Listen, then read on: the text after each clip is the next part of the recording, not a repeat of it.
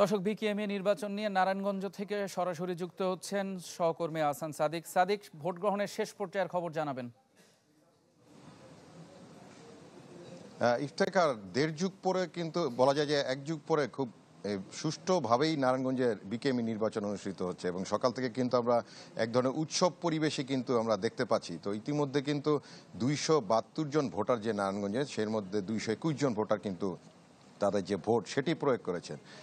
তো progressive NEET অ্যালায়েন্সের যে panel leader আছেন মোহাম্মদ হাতেম, তার সাথে একটু সংযুক্তি করতে চাই যে দীর্ঘদিন পরে নারায়ণগঞ্জে নির্বাচন হচ্ছে বিকেএমইতে, উৎসবের কোনো ঘাটতি দেখছেন বা নতুন পরিষদের কাছে কি কতটুকু বিকেএমই পরিচালনা? আপনারা কিছুক্ষণ আগে দেখেছেন যে আমাদের যে বিরোধী প্যানেলের যে দুজন ক্যান্ডিডেট এখানে ছিলেন, তাদের সাথে আমাদের কি সৌহার্দ্যপূর্ণ সম্পর্ক।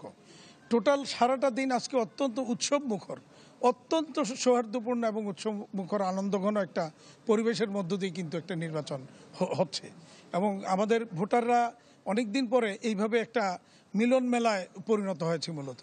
তো অনেকেই আসছেন এবং আমাদের ভোটারদের মধ্যে অনেকে আছেন আবার যারা বিজেপির ক্যান্ডিডেট, বিজেপিরও নির্বাচনের ক্যান্ডিডেট তারা।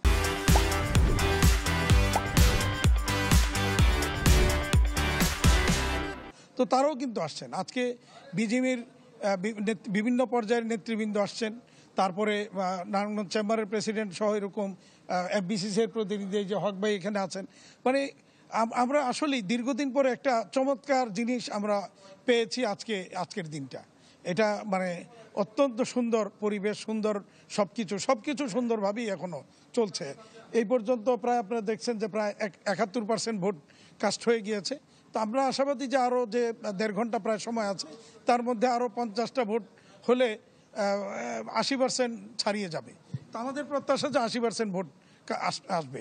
কিছু লোকজন দেশের বাইরে আছে, যার কারণে হয়তো কিছু ভোট আমরা মিস করছি। ধন্যবাদ ইফতেখার। বিকেল 5টা পর্যন্ত কিন্তু ভোট গ্রহণ চলবে। পরবর্তীতে নতুন কোনো তথ্য থাকলে আপনাকে আমরা তখন জানাতে পারবো। সাদিক, আপনাকে ধন্যবাদ। দর্শক, নারায়ণগঞ্জ থেকে আমাদের সাথে যুক্ত হয়েছিলেন বিকেএমএ নির্বাচন নিয়ে আমাদের সহকর্মী আহসান সাদিক।